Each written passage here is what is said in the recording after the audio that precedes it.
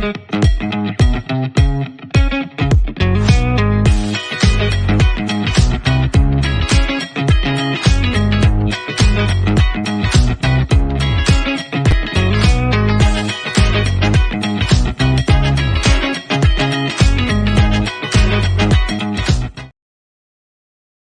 evening, welcome. It is Thursday night and this is Leicester Fan TV. You're watching it live and we've got an away fan show. Tonight we're going to be talking with Glenn, who's a Saints fan. He's going to be talking to us. Perhaps we're going to talk about who's the crappiest team in the FA Cup this week. I don't know. Maybe we will, maybe we won't. But as ever, if you're watching this live, you can get your views in, you can get your comments in. If you're watching this on Playback, do join us live for our away fan shows every week. It's me, Phil, instead of Tom, because he's busy tonight. But get your views in and get those comments in.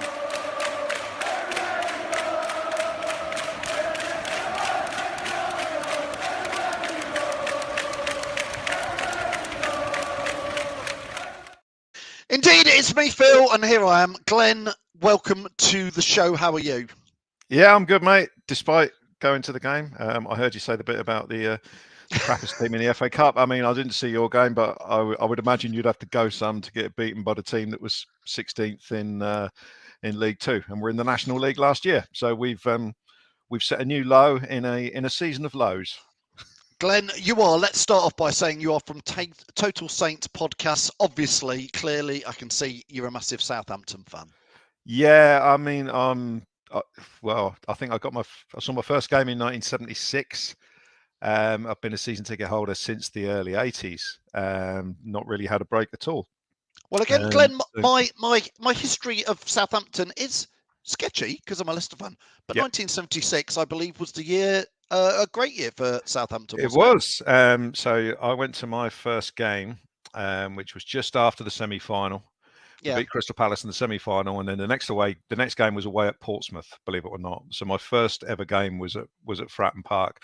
I was 7 years old, and my dad took me to that, and then we won the FA Cup. Yes, a month or so later, and so 7-year-old me thought, well, this football lark's easy, and I'm obviously supporting the best team, and we're going to win a trophy every year, and I'm still waiting. The reason I know quite a little bit about Southampton is because one of my good mates called Jimmy, he won't be watching because he's a Southampton fan, but you never know. From Leicester, born in Leicester, lives in Leicester, spent his whole life in Leicester, watched the 1976 FA Cup final and Southampton won, and a Southampton fan ever since, even though he's got no connection with Southampton. But he has truly supported them all his life. Yeah, going for the glory hunter option and picking us is not the way to go. I worked in Ireland for a bit, and I came across a couple of Saints fans who started supporting when Kevin Keegan signed in the early 80s. Yeah, and of course we've been rubbish ever since, more or less. So yeah. Glenn, listen, I know we've obviously got the match on Saturday, and we will focus on that, and it is going to be important for both sides. But the FA Cup this week, I don't know. I'm interested to hear your view. Leicester, obviously, we got knocked out by Blackburn on Tuesday. You guys got knocked out last night. I feel as a fan, Leicester don't take the League Cup very seriously at all. We don't take the FA Cup very seriously at all. When we were in the Europa League and Europa Conference last year, we don't take it very seriously. I'm getting a bit fed up with it as a fan because you, like us, you were one win away potentially from a semi-final and an FA Cup. Yeah. It's frustrating, isn't it? It is. The thing is that we, as a rule, do take it fairly seriously. We probably, if you go back about the last 10 years, we haven't been knocked out by a lower league side until last night. And last night, we've had a strange old season in that our strikers are hopeless. So we spent 40 million in January to bring in new strikers to replace the hopeless ones. But last night he picked the hopeless ones. And lo and behold, we didn't score a goal from open play against the League Two side. So it was no surprise. But when we when I saw the team and saw who was playing up front for us, I thought, well, we're going to struggle to score. And then, of course, we give away a penalty just before half-time, penalty just after, 2-0 down. And even though we put them under a bit of pressure, I just thought, we're just never going to get back into this. I mean, the only thing that we've got in mitigation, which you can't use when you're playing the League Two side, is that The refereeing was somewhat favourable for the underdog, but no excuses really. We deserve to get beat, and Grimsby. It was a great day for them, and I have to say their fans were absolute class. Like 4,500 of them came down on a midweek game. They were great. It's a fair old trip, Grimsby down to Southampton. Same for Blackburn on Tuesday at Leicester. They brought 3,500 fans. They made a lot of noise. And to be fair, Glenn, Blackburn were up for it in the first 5-10 minutes. I think you could see it straight away that their players wanted to try and win the game. And Leicester's prima donna Premier League players, and we put out a bit of a mixed up team, just weren't up for it. Yeah, I don't think there was an element of.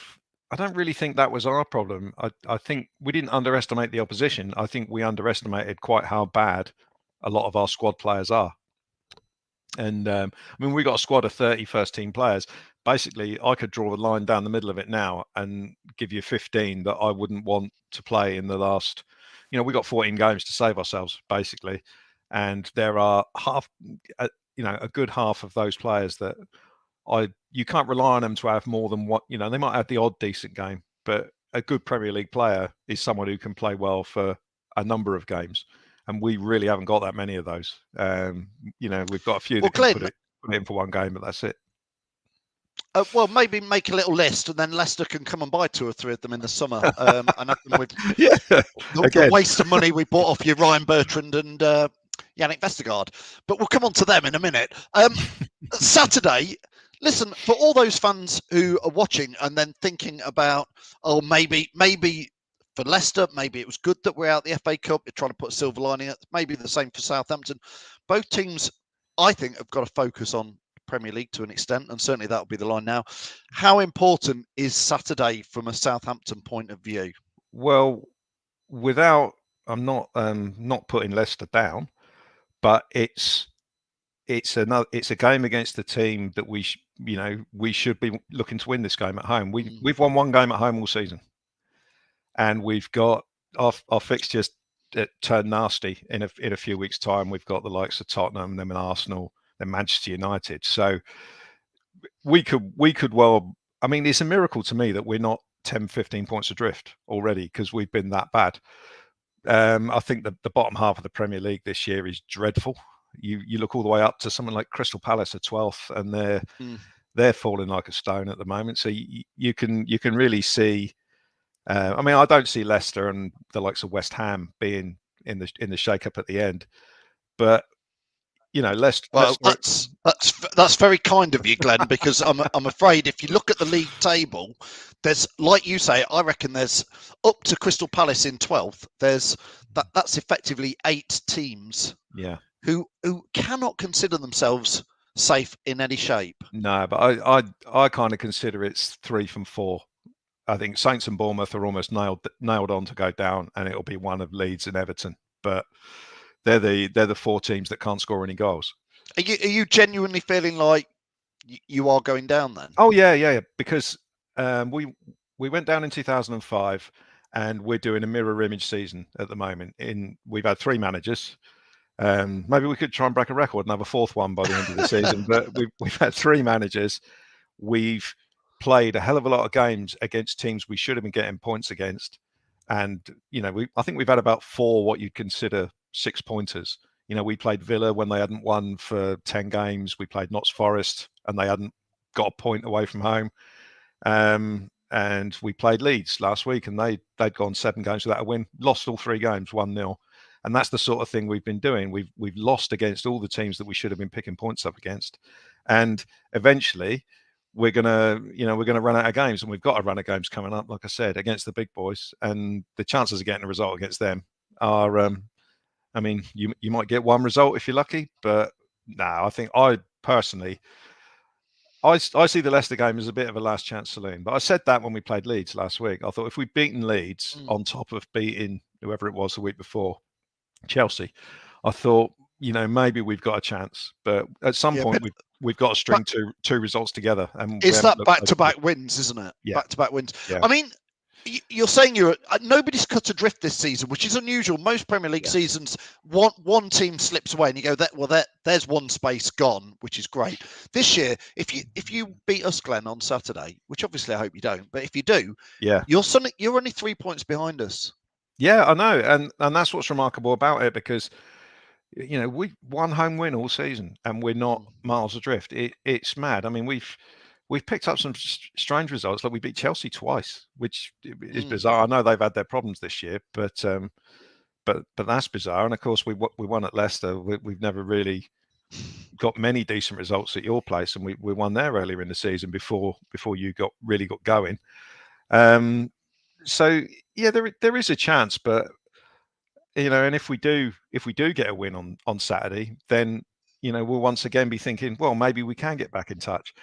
But the way we're going this year, and the way we're playing, we could turn Leicester over at the weekend, and whoever we're playing next, we just won't turn up, get beat 1-0 again, and there's no real expectation to win consecutive games, or even go 2 games without getting beat. Unless Leicester changes, we've had it. Yeah, again, this season we've had a funny season, because sometimes we've lost 3, 4, 5 games on the spin, and then we've had a little bit of a bounce back and won a couple, 1, 2, or 3 or 4, and that seems to just we dig ourselves out of it, and then we start looking up the table, thinking, well, if we carry a run on, maybe the outskirts of a European place, but then we take another dive down again, and we don't win for lots of games, and then we're suddenly looking right back down and going, lose at Southampton, and we're in it. It seems to me from the outside that Leicester's sort of runs of form have coincided with James Maddison being fit or not. He seems to have become, more crucial this season because other players have been underperforming, sort of thing. That's just me from the outside. That might be completely wrong, but that's the way it seems to me. And he's missed a fair few this year, hasn't he, through injury, and you just don't know how that affects the sort of like mindset of the rest of the players if their best player is not there. Well, to be fair, Glenn, you bang on, and at the moment, if Maddison is when we get on to, we'll try and predict some scores between you and me before the end of this. But if I see the team sheet on Saturday and Maddison isn't in that team sheet, straight away I'll be thinking, well, if we can get a draw out of this, I'll be more than grateful, because there's no creativity without Maddison. If he's in the team, I'm like, oh, I quite fancy us. But it's that pure cut on him being in the team or not.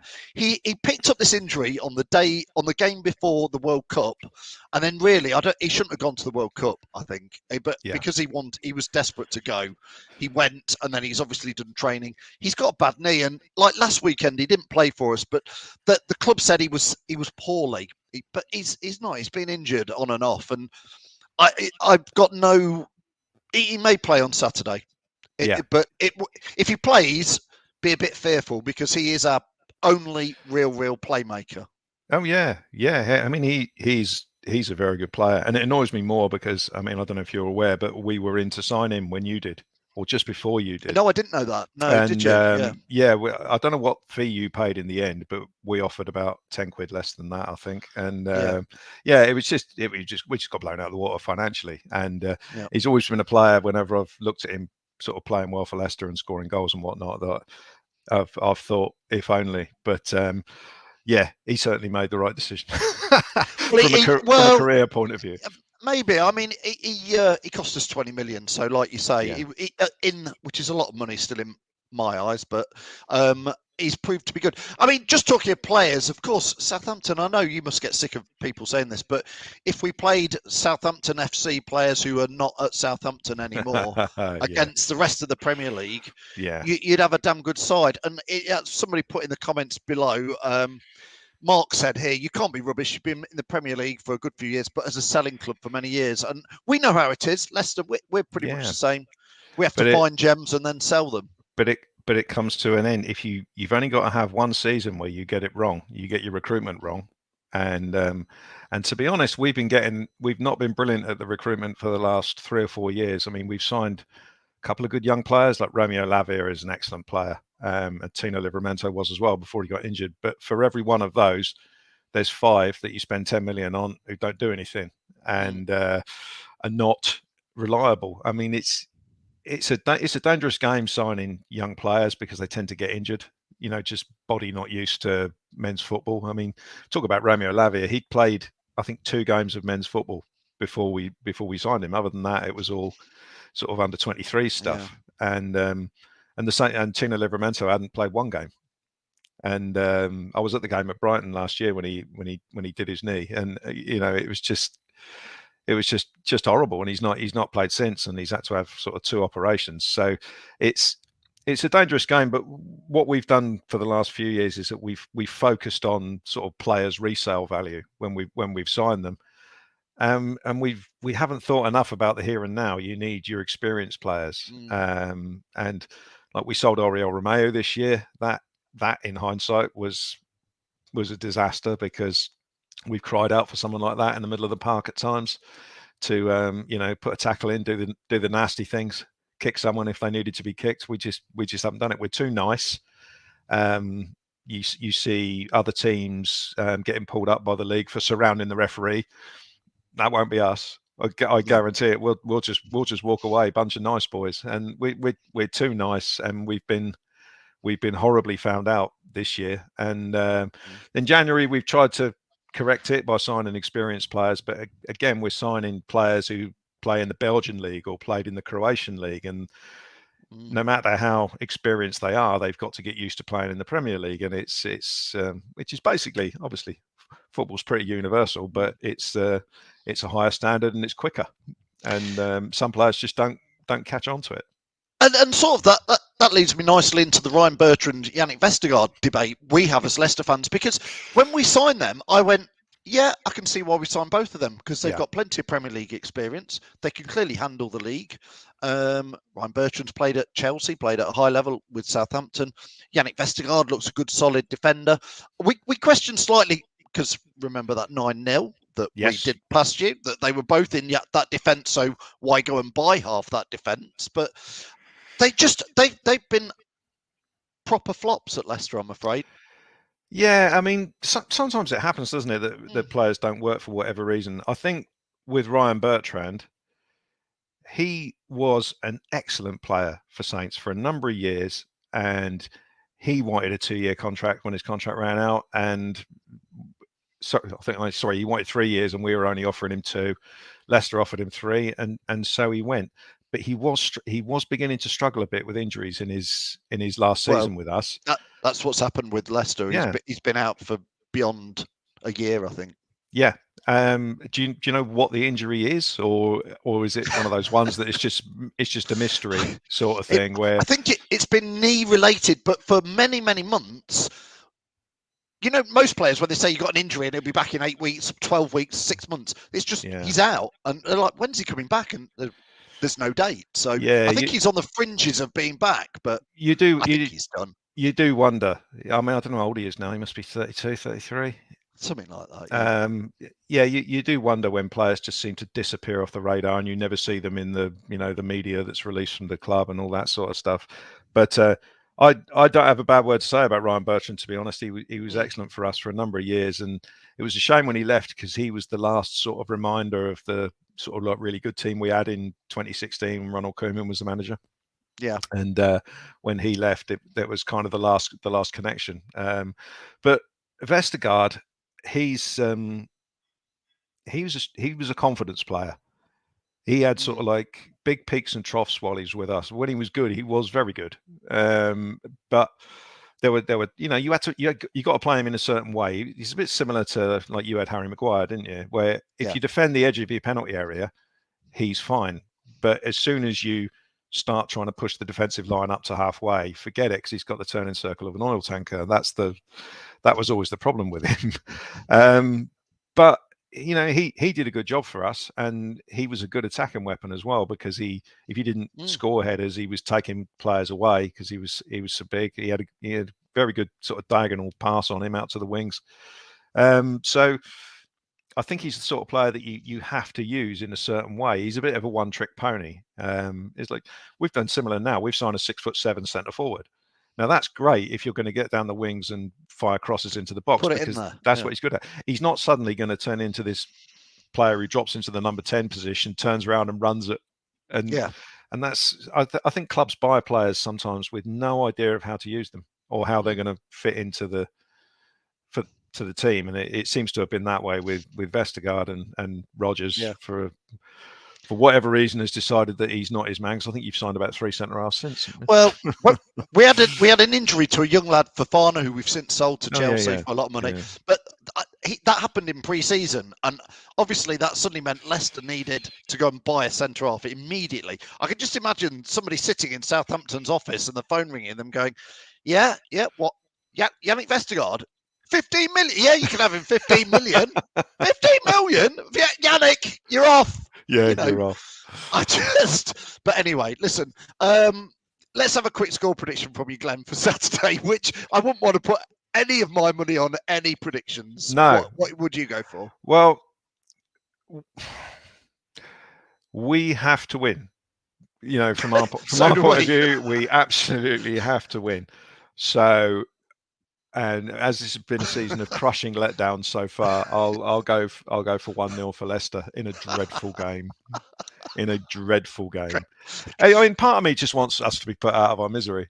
It's just been so bad. You just want it to be over. And then I was looking at booking holiday for the end of May, so I thought I can't be bothered to sit here for the last couple of. We got Liverpool at home last game. I can't be bothered to sit there for that, listening to the Scousers after we've been relegated already. So yeah, I'll go 1-0 for Leicester.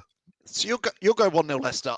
I'm always going to go for a Leicester win, even if I don't believe it. So I'm going to go 1-0 Leicester. But Glenn, my lot have broken me, I'm afraid. Yeah. Well, look, I had this debate with some of the younger lot in where I work today, and I'll ask you the same question.